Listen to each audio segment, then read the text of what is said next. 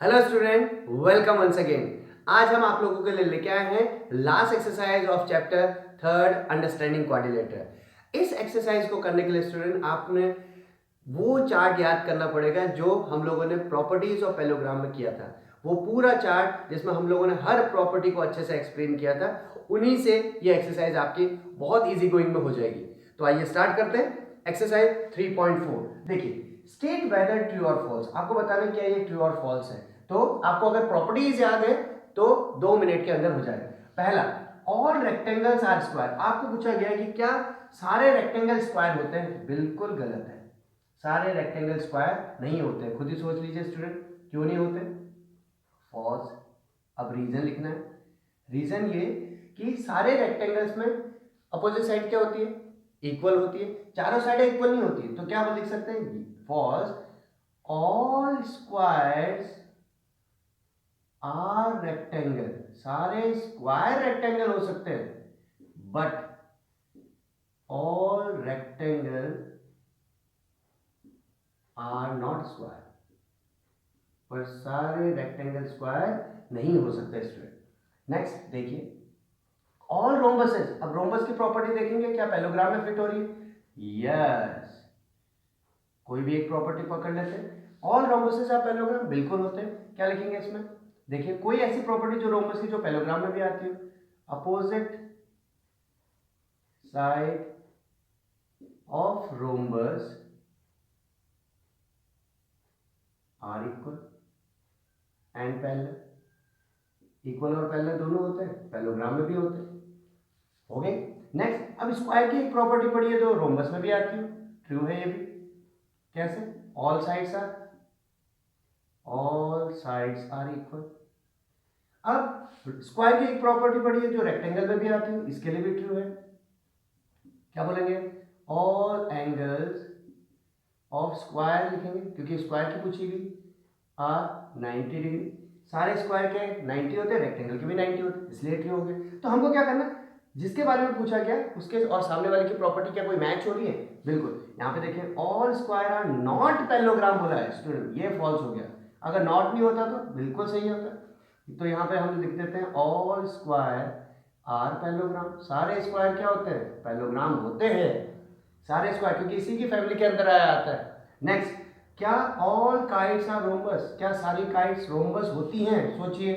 बिल्कुल फॉल्स है, क्योंकि all sides of kite are not equal. Kite की सारी साइड्स इक्वल नहीं होती है, इसलिए सारी काइट्स रोम्बस नहीं हो सकते। पर उल्टा देखिए, ऑल रोम्बसेस आर काइट, बिल्कुल ट्रू है। अब देखिए ऐसे कैसे ट्रू हो गया। रोम्बस की प्रॉपर्टी और काइट की प्रॉपर्टी में कुछ रिजेम्बलेंस है, बिल्कुल है। देखिए हम बोल सकते हैं टू कॉन्जिक्यूटिव, एक के बाद एक, टू कॉन्जिक्यूटिव पेयर ऑफ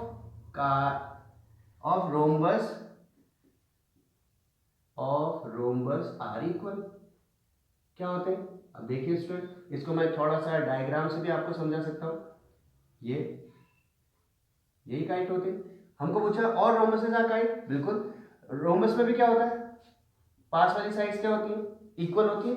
और काइट में भी एडजेसेंट साइड्स क्या होती है, इक्वल होती है। इसलिए क्या लिखा, two consecutive pair of rhombus are equal, so all rhombuses are kite. सारे रोम्बस काइट होते हैं। Next, all parallelogram are trapezium. सोचिए पैरेललोग्राम की कुछ प्रॉपर्टी जो ट्रेपेजियम में आ रही है, ट्रू। कौन सी property, one pair of opposite side is parallel. One pair क्या होता है, अपोजिट साइड का पैरेलल। पैरेललोग्राम में भी होता है, ट्रेपेजियम में भी होता है। Last, all squares are trapezium. क्या सारे स्क्वायर ट्रेपेजियम है, सोचिए। क्या सारे स्क्वायर ट्रेपेजियम है, क्या कोई स्क्वायर की कोई प्रॉपर्टी जो ट्रेपेजियम में आ रही है, वही one pair of opposite side. क्या लिखेंगे, one pair of opposite side is parallel. तो यहां पर भी क्या होगा, स्क्वायर में भी एक प्रॉपर्टी है जिसके अंदर क्या आ रहा है, अपोजिट साइड क्या आ रही है, पैरेलल आ रही है। और ट्रेपेजियम में भी अपोजिट साइड क्या आती है, पैरेलल आती है, इसलिए ट्रू है। ये नेक्स्ट क्वेश्चन की ओर को देखिए। नेक्स्ट आपको है question number 2, identify all the quadrilateral that have. और सारे क्वाड्रिलेटर का नाम लिखना है जो four sides of A equal length, जिनकी फोर्स इक्वल लेंथ होती है। अब फटाफट से पूरा रिकॉल कीजिए सारी प्रॉपर्टीज। सबसे पहला, जिसके सारी साइड्स इक्वल होती है, रोम्बस। Next, square. खत्म, 1 मार्क्स के क्वेश्चन आएंगे। 4 राइट एंगल, जिसके 4 राइट एंगल्स होते हैं, rectangle. And next is square, जिसके चारों एंगल कितने डिग्री के होते हैं, 90। Explain how is square is a quadrilateral. Square को क्वाड्रिलेटर क्यों कहा जा सकता है? Because it is a polygon of 4 side, क्योंकि क्वाड्रिलेटर में 4 साइड्स होती है, स्क्वायर में भी 4। ऐसी प्रॉपर्टी ढूंढनी है। स्क्वायर को पैरेललोग्राम क्यों कह सकते हैं? Because 2 pair of opposite side is equal and parallel. क्या होते हैं? इक्वल और पैरेलल होते हैं अपोजिट साइड्स। नेक्स्ट, रोम्बस क्यों कह सकते हैं? ऑल साइड्स आर इक्वल, जो स्क्वायर में भी होती है रोम्बस में भी होती है। रेक्टेंगल क्यों कह सकते हैं? All angles are equal to 90 degree. तो आपको क्या रखना है? स्क्वायर की एक प्रॉपर्टी, पैरेललोग्राम की, रोम्बस की, जो इससे रिजेंबल करती हो, इससे मिलती हो। Student, question number 4, name the quadrilateral who diagonals are equal, जिसके डायगोनल इक्वल हैं, sorry whose diagonals bisect each other, जिसके डायगोनल बाइसेक्ट करते हैं। तो हमने देखा बाइसेक्ट तो पैरेललोग्राम में भी करते हैं, रेक्टेंगल में भी करते हैं, रोम्बस में भी करते हैं और स्क्वायर में भी करते थे, चारों में करते थे। नेक्स्ट बोला है आप परपेंडिकुलर बाइसेक्ट है, जिसके डायगोनल परपेंडिकुलर 90 डिग्री पे क्या करते हैं? मीट करते हैं। उसमें था आपका रोम्बस और उसमें था आपका स्क्वायर। प्रॉपर्टीज अगर आपको याद है स्टूडेंट, जिसके डायगोनल इक्वल होते हैं, रेक्टेंगल में भी इक्वल होते हैं और हमारे स्क्वायर में भी इक्वल होते हैं। तो स्टूडेंट आपने देखा, अगर आपको प्रॉपर्टीज याद है तो इसमें बहुत इजी में आपको ये एक्सरसाइज कंप्लीट हो जाएगी। बट इंपॉर्टेंट है, 1 मार्क्स के क्वेश्चन एमसीक्यू में पूछे जा सकते हैं। आगे आइए स्टूडेंट, स्टार्ट करते हैं एक्सरसाइज के लास्ट 2 क्वेश्चन और इसी के साथ हमारा चैप्टर भी फिनिश हो जाएगा। तो आइए स्टार्ट करते हैं question number 5। Explain why rectangle is a convex quadrilateral. तो स्टूडेंट स्टार्ट करते हैं, एक रेक्टेंगल बना लेते हैं और एक प्रॉपर्टी याद करेंगे कॉन्वेक्स क्वाड्रिलेटर की, जब मैंने आपको पढ़ाया था। कॉन्वेक्स क्वाड्रिलेटर क्या होता है स्टूडेंट? जिसके डायगोनल कहां पे आते हैं? इंटरनली आते हैं। कोई भी डायगोनल कहां नहीं आएगा? बाहर पे नहीं आएगा। कोई भी डायगोनल कहां नहीं आएगा? बाहर पे। मतलब कॉन्वेक्स क्वाड्रिलेटरल क्या होता था? All diagonal of a quadrilateral lie inside it, उसके अंदर। सो रेक्टेंगल में भी ऐसा होता है।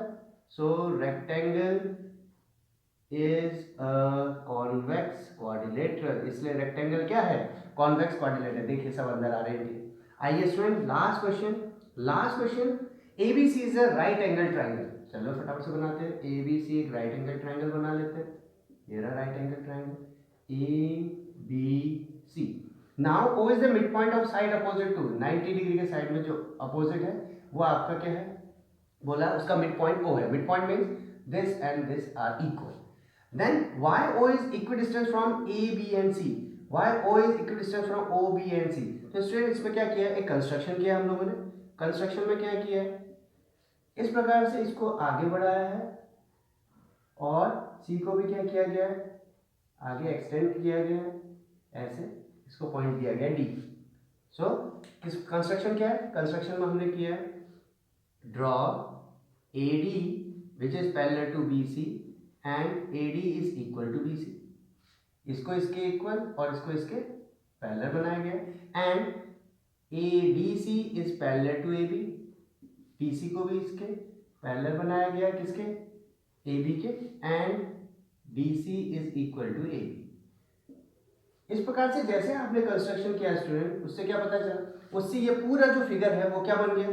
सो ABCD is a rectangle. ABCD क्या बन गया? एक रेक्टेंगल बन गया। क्यों स्टूडेंट? एक तो पैरेललोग्राम बन गया, उसमें एक एंगल कितने डिग्री का है? 90।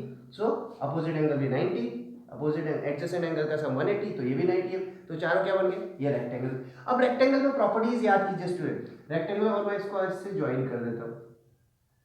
अब सोचिए रेक्टेंगल में डायगोनल क्या करते हैं? डायगोनल ऑफ अ रेक्टेंगल क्या करते हैं स्टूडेंट, बाइसेक्ट ईच अदर। क्या करते हैं, बाइसेक्ट ईच अदर। अगर बाइसेक्ट करते हैं जिसका मतलब O A is equal to O C and O B is equal to O D, ये तो होगा। बट डायगोनल आपस में क्या होते हैं, diagonals are equal also. Diagonal आपस में क्या होते हैं, इक्वल भी होते हैं रेक्टेंगल में। अगर इक्वल होते हैं तो देखिए ओ ए और ओ बी और ओ डी चारों क्या पार्ट होंगे, so O A is equal to O B is equal to O C is equal to O D. Hence हमने दिखा दिया कि ये चारों पार्ट क्या है, प्रूफ। चारों पार्ट क्या है, ओ ए ओ बी ओ सी और ओ डी, चारों पार्ट क्या है, ओ पॉइंट से इक्वल डिस्टेंस पे है। तो ये प्रॉपर्टी पहले हमने रेक्टेंगल लिखा, उसके बाद हमने दिखाया डायगोनल बाइसेक्ट करते हैं, उसके बाद हमने दिखाया डायगोनल इक्वल भी होते हैं। तो स्टूडेंट आपने देखा ये पूरे चैप्टर में अगर आपको प्रॉपर्टीज याद है तो आपको चैप्टर बहुत अच्छे से याद हो जाएगा। तो दो पार्ट में, पहले वाले में फॉर्मूलेज बेसिस में है जिसमें रेगुलर पॉलीगन वाले आते हैं, और सेकंड वाले पार्ट में आपके पैलोग्राम वाले सारे क्वेश्चंस हैं जिसमें पैलोग्राम, रेक्टेंगल, रोम्बस, इन सब की प्रॉपर्टीज हैं। तो चारों एक्सरसाइज में बहुत अच्छे से करा चुका हूँ, आप इनको रिवाइज कीजिए और इसी प्रकार से वीडियोज़ को लाइक कीजिए, शेयर कीजिए। जिसने चैनल सब्सक्राइब नहीं किया please do subscribe the channel. Thank you so much.